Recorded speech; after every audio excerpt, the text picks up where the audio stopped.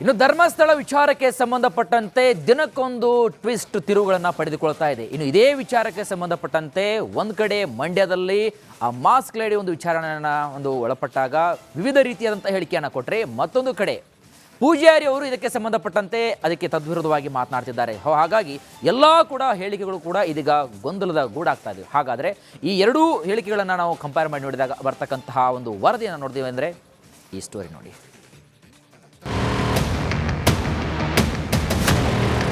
ಜೋರು ಕಿರಿಸ್ತು, ಅದೇ ಹುಡುಗಿನೇ ಕಿರಿಸ್ತು. ನಾನು ಅವನನ್ನು ಸ್ಪಾಟಲ್ಲಿ ಅಲ್ಲಿ ನೋಡಿದ್ದ. ಹೌದು,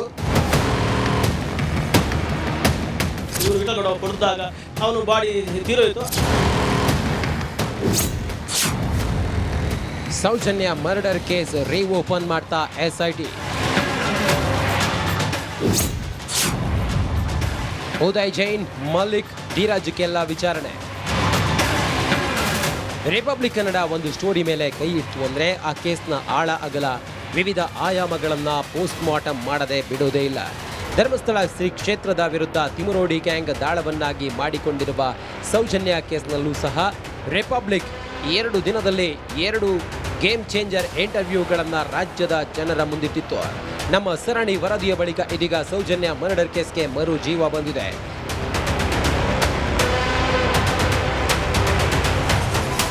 ಹೌದು, ನಾನು ಶಾಂತಿವನದಲ್ಲಿ ಸೌಜನ್ಯ ಕಿಡ್ನಾಪ್ ಮಾಡಿದ್ದನ್ನ ನೋಡಿದ್ದೇನೆ ಎಂದು ಹೇಳಿದ್ದ ಮಂಡ್ಯದ ಮಹಿಳೆ ಸಂದರ್ಶನವನ್ನ ರಿಪಬ್ಲಿಕ್ ಕನ್ನಡ ಬಿತ್ತರಿಸಿತ್ತು.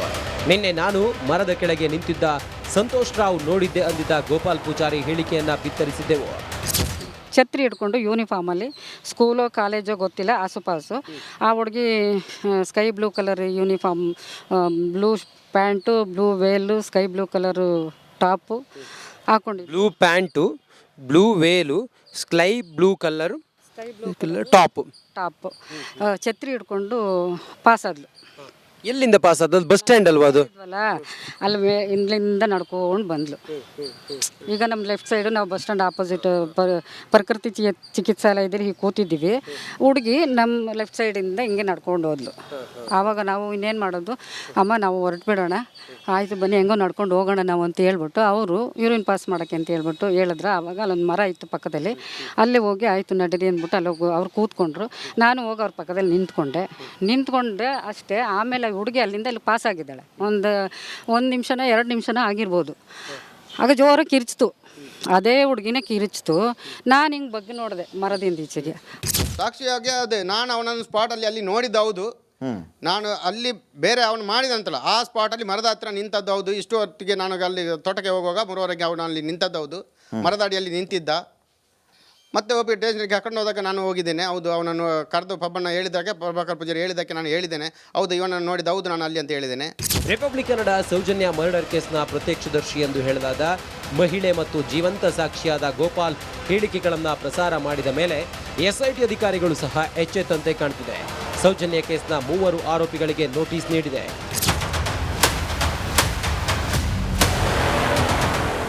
ಹೌದು, 13 ವರ್ಷಗಳ ಹಿಂದೆ ನಡೆದಿದ್ದ ಸೌಜನ್ಯ ಅತ್ಯಾಚಾರ ಮತ್ತು ಕೊಲೆ ಕೇಸ್ನ ಆರೋಪಿಗಳಾದ ಉದಯ್ ಜೈನ್, ಮಲ್ಲಿಕ್ ಜೈನ್ ಮತ್ತು ಧೀರಜ್ ಕೆಲ್ಲಾರನ್ನ SIT ವಿಚಾರಣೆಗೆ ಕರೆದಿತ್ತು.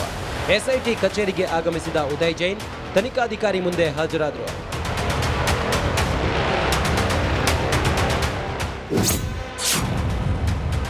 ವ್ಯಕ್ತಿಯೊಬ್ಬರನ್ನ ಕೊಲೆ ಮಾಡಿದ್ರ ಮೃತ ಸೌಜನ್ಯ ಮಾವ.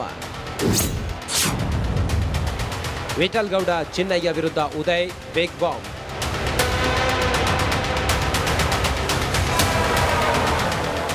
ಕೊಲೆಯಾದ ಸೌಜನ್ಯ ಮಾವ ವಿಠಲ್ಗೌಡ ವಿರುದ್ಧ ಉದಯ್ ಜೈನ್ ಗಂಭೀರವಾದ ಆರೋಪವೊಂದನ್ನು ಮಾಡಿದ್ದಾರೆ. ಧರ್ಮಸ್ಥಳದಲ್ಲಿ ಹೋಟೆಲ್ ನಡೆಸುತ್ತಿದ್ದ ವಿಠಲ್ಗೌಡ ವ್ಯಕ್ತಿಯೊಬ್ಬರನ್ನ ಕೊಲೆ ಮಾಡಿದ್ರು. ಆಗ ಈ ಚಿನ್ನಯ್ಯನೇ ಶವವನ್ನ ಹೂತು ಹಾಕಿದ್ದಾಗಿ ಬಿಗ್ ಬಾಂಬ್ ಸಿಡಿಸಿದ್ರು. ಎಲ್ಲ ಇರತ್ತ ಜಂಟ್ ಹತ್ರ ಪಬ್ಲಿಕಲ್ಲಿ ಒಂದು ಇದಿತ್ತು, ಒಂದು ಮಾಹಿತಿ ಇತ್ತು, ಒಂದರ ಗುಸುಗುಸು. ಈ ಚಿನ್ನಯ್ಯ ಮತ್ತು ಇವನು ಸೌಜನ್ಯನ ಮಾವ ಇದ್ದಾರಲ್ಲ, ಯಾರು ವಿಠಲ್ಗೌಡ, ಅವನ ಹೋಟ್ಲಿತ್ತಲ್ಲಿ. ಹೋಟ್ಲ ಹತ್ರ ಒಬ್ಬ ಕೇರಳದವರು ಒಬ್ಬರ ಯಾರ ಕೆಲಸ ಮಾಡೋವರಿಗೆ ಸಂಬಳ ಕೊಡೋ ಚರ್ಚೆಯಲ್ಲಿ ಇವನು ವಿಠಲ್ಗೌಡ ಹೊಡೆದಾಗ ಬೇಕಂತಲ್ಲ, ಹೊಡೆದಾಗ ಸತ್ತ ಅವನು ಬಾಡಿ ತೀರೋಯಿತು. ಆ ಹೆಣವನ್ನು ಚಿನ್ನಯ್ಯನ ಹತ್ರ ಇವನು ಯಾರು ಹುಡುಗಿಯ ಸೌಜನ್ಯನ ವಿಠಲ್ಗೌಡ ಉಳಿಸ ಅಂತ ಒಂದು ಅಲ್ಲೆಲ್ಲ ಮಾಹಿತಿ ಇತ್ತು, ಎಲ್ಲ ಒಂದು ಮಾತು ಬರ್ತಾ ಇತ್ತು ಅಲ್ಲಿ.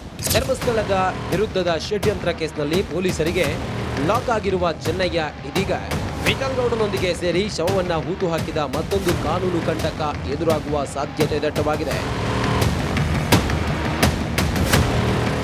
ದಿನೇಶ್ ಕಾಶಿಪಟ್ನ, ರಿಪಬ್ಲಿಕ್ ಕನ್ನಡ, ಬೆಳ್ತಂಗಡಿ.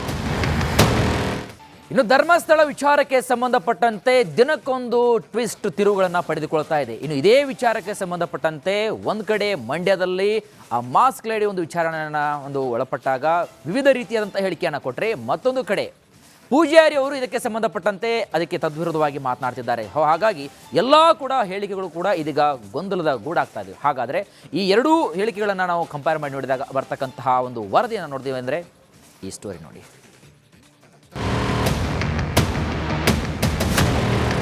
ಜೋರ ಕಿರಿಚಿತು, ಅದೇ ಹುಡುಗಿನೇ ಕಿರಿಚಿತು. ನಾನು ಅವನನ್ನು ಸ್ಪಾಟಲ್ಲಿ ಅಲ್ಲಿ ನೋಡಿದ್ದು ಹೌದು. ಇವರು ವಿಠಲ್ಗೌಡ ಕೊಡಿದಾಗ ಅವನು body ತೀರೋಯಿತು. Soujanya murder case reopen ಮಾಡ್ತಾ SIT. ಉದಯ್ ಜೈನ್, ಮಲ್ಲಿಕ್, ಧೀರಜ್ ಕೆಲ್ಲ ವಿಚಾರಣೆ. ರಿಪಬ್ಲಿಕ್ ಕನ್ನಡ ಒಂದು ಸ್ಟೋರಿ ಮೇಲೆ ಕೈ ಇಟ್ಟು ಅಂದರೆ ಆ ಕೇಸ್ನ ಆಳ ಅಗಲ ವಿವಿಧ ಆಯಾಮಗಳನ್ನು ಪೋಸ್ಟ್ ಮಾರ್ಟಮ್ ಮಾಡದೆ ಬಿಡುವುದೇ ಇಲ್ಲ.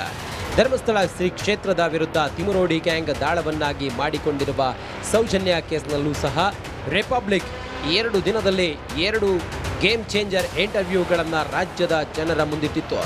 ನಮ್ಮ ಸರಣಿ ವರದಿಯ ಬಳಿಕ ಇದೀಗ ಸೌಜನ್ಯ ಮರ್ಡರ್ ಕೇಸ್ಗೆ ಮರು ಜೀವ ಬಂದಿದೆ.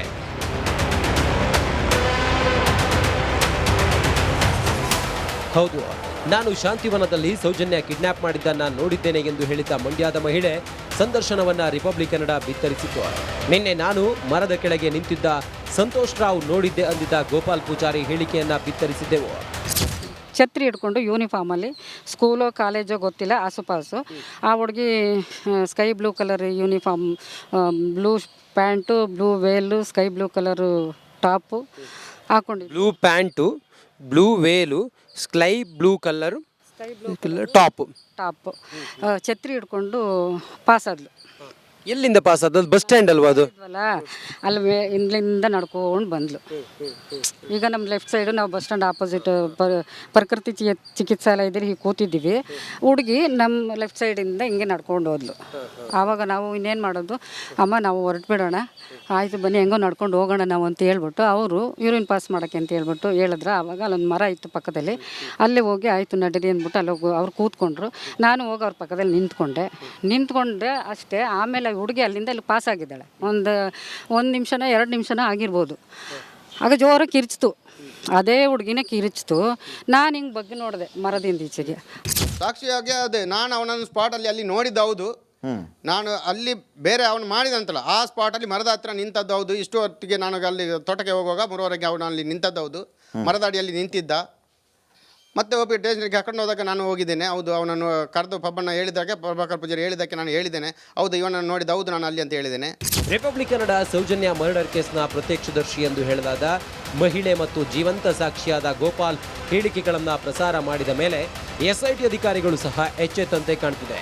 ಸೌಜನ್ಯ ಕೇಸ್ನ 3 ಆರೋಪಿಗಳಿಗೆ ನೋಟಿಸ್ ನೀಡಿದೆ.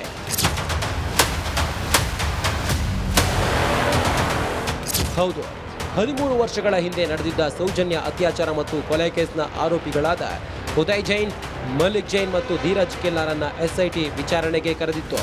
SIT ಕಚೇರಿಗೆ ಆಗಮಿಸಿದ ಉದಯ್ ಜೈನ್ ತನಿಖಾಧಿಕಾರಿ ಮುಂದೆ ಹಾಜರಾದರು.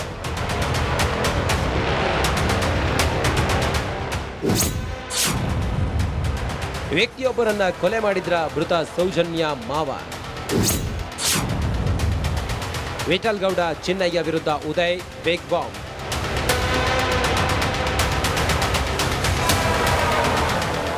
ಕೊಲೆಯಾದ ಸೌಜನ್ಯ ಮಾವ ವಿಠಲ್ಗೌಡ ವಿರುದ್ಧ ಉದಯ್ ಜೈನ್ ಗಂಭೀರವಾದ ಆರೋಪವೊಂದನ್ನು ಮಾಡಿದ್ದಾರೆ. ಧರ್ಮಸ್ಥಳದಲ್ಲಿ ಹೋಟೆಲ್ ನಡೆಸುತ್ತಿದ್ದ ವಿಠಲ್ಗೌಡ ವ್ಯಕ್ತಿಯೊಬ್ಬರನ್ನ ಕೊಲೆ ಮಾಡಿದ್ರು. ಆಗ ಈ ಚಿನ್ನಯ್ಯನೇ ಶವವನ್ನ ಹೂತು ಹಾಕಿದ್ದಾಗಿ ಬಿಗ್ ಬಾಂಬ್ ಸಿಡಿಸಿದ್ರು. ಎಲ್ಲ ಇರತ್ತ ಜಂಟ್ ಹತ್ರ ಪಬ್ಲಿಕಲ್ಲಿ ಒಂದು ಇದಿತ್ತು, ಒಂದು ಮಾಹಿತಿ ಇತ್ತು, ಒಂದರ ಗುಸುಗುಸು. ಈ ಚಿನ್ನಯ್ಯ ಮತ್ತು ಇವನು ಸೌಜನ್ಯನ ಮಾವ ಇದ್ದಾನಲ್ಲ, ಯಾರು ವಿಠಲ್ಗೌಡ, ಅವನ ಹೋಟ್ಲಿತ್ತಲ್ಲಿ.